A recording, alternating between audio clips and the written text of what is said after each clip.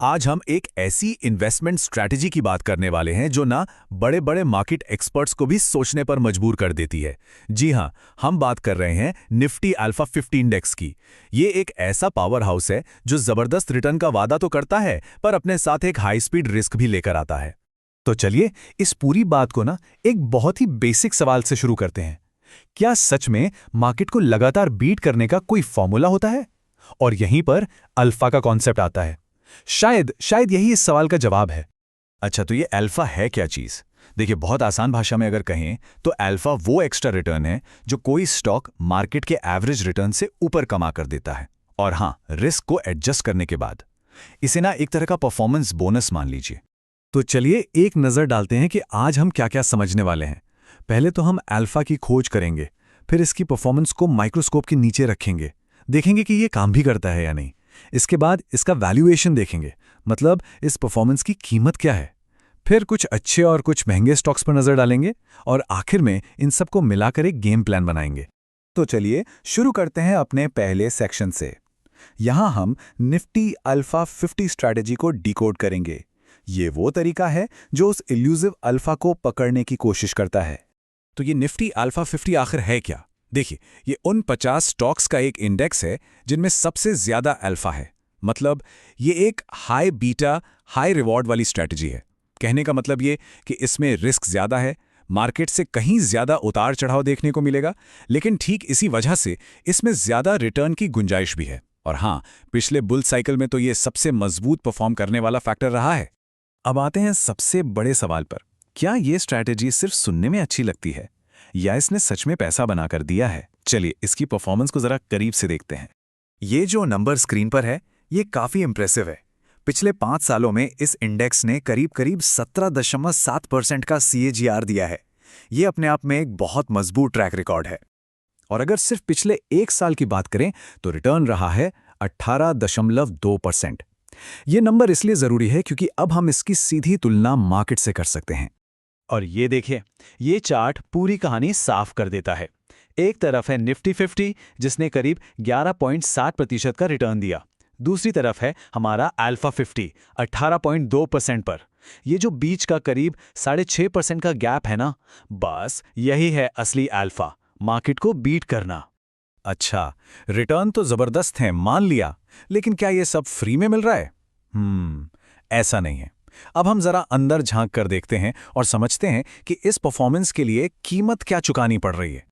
यहां देखिए, दोनों इंडेक्स की कहानी बिल्कुल अलग है। अल्फा 50 का पीई रेशियो है करीब 31.5, जबकि निफ्टी 50 का है 22.1। इसका क्या मतलब है? इसका मतलब है कि इन्वेस्टर्स अल्फा 50 की कंपनियों की हर एक रुपए की कमाई के लिए ज्यादा पैसे देने को तैयार हैं। क्यों? क्योंकि उन्हें भविष्य में तगड़ी ग्रोथ की उम्मीद है। और डिविडेंड यील्ड भी देखिए, काफी कम है। यानी कंपनियां पैसा बांटने की जगह उसे वापस बिजनेस में लगा रही हैं। एक और बहुत जरूरी चीज है सेक्टर कॉन्सेंट्रेशन। जरा देखिए, आधे से ज्यादा इंडेक्स 52% से भी ज्यादा सिर्फ एक सेक्टर में है, फाइनेंशियल सर्विसेज। इसका सीधा मतलब यह है कि यह इंडेक्स कुछ चुनिंदा इंडस्ट्रीज के रहमो करम पर है। अब आते हैं सीधे सीधे रिस्क पर। इसका बीटा है 1.48। अब ये नंबर क्या बताता है? ये बताता है कि ये इंडेक्स पूरे मार्केट के मुकाबले करीब 50% ज्यादा वॉलेटाइल है। मतलब जब मार्केट भागेगा तो ये रॉकेट बन जाएगा, लेकिन जब मार्केट गिरेगा तो इसमें गिरावट भी उतनी ही तेज होगी। तो चलिए अब इस इंडेक्स के अंदर झांकते हैं और कुछ स्टॉक्स को देखते हैं।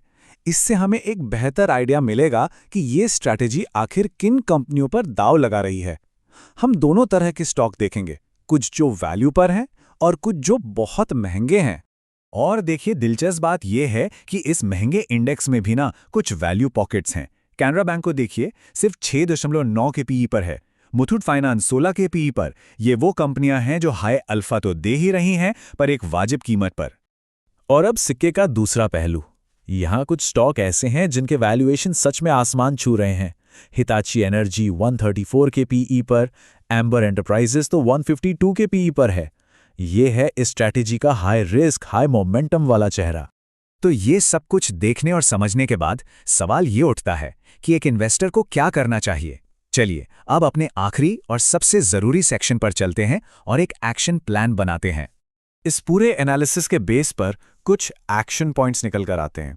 Canara bank, Muthoot finance, Maruti Suzuki, ये ऐसे स्टॉक हैं जहां ग्रोथ के साथ वैल्यूएशन का भी सपोर्ट है, तो यहां खरीदारी के बारे में सोचा जा सकता है।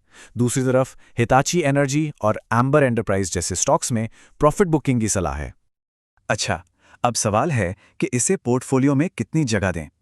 देखिए, अगर कोई ग्रोथ इन्वेस्टर है और हाई रिस्क लेने को तैयार है तो 15% तक का एलोकेशन सोचा जा सकता है। पर जो कंजर्वेटिव इन्वेस्टर्स हैं, उनके लिए सलाह है कि अपना एलोकेशन 5% से कम ही रखें, ताकि मार्केट की वोलेटिलिटी से पोर्टफोलियो को बचाया जा सके। तो आखिर में बात यहीं आके रुकती है। ये स्ट्रैटेजी जबरदस्त ग्रोथ तो देती है, लेकिन इसके लिए एक ऊंची कीमत और एक मजबूत जिगर दोनों चाहिए। तो सवाल ये है कि क्या ये अल्फा इस एग्रेशन के लायक है?